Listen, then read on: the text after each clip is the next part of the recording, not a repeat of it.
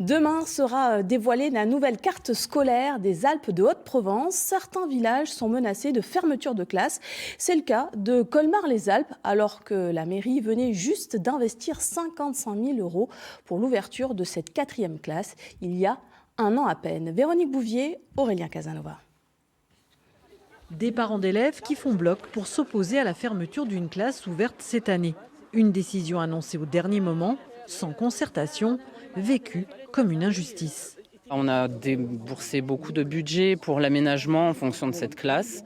Il y a beaucoup de projets qui ont été mis en place, beaucoup d'espoir, on ne comprend pas. Moi, je suis une maman qui est arrivée dans cette vallée il y a 10 ans avec 2 bébés qui ne marchaient pas encore. J'ai choisi de vivre ici justement pour leur offrir une qualité de vie, une qualité de scolarité qui n'était pas la mienne.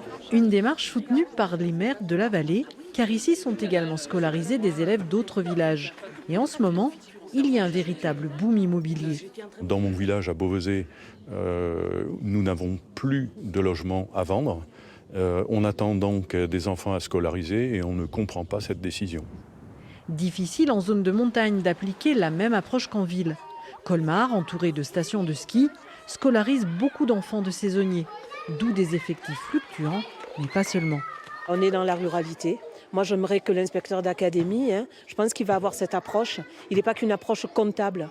À un moment donné, qu'il puisse penser qu'il y a des enfants qui sont en vraie difficulté et on est loin de tout. On n'a pas d'orthophoniste, on n'a pas de psychologue d'école. On a de véritables manques.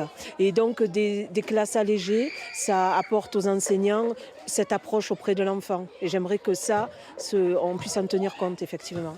Pour le bonheur et l'égalité des chances de ces petits montagnards, la vallée du Haut-Verdon espère que le directeur de l'académie revoie sa copie.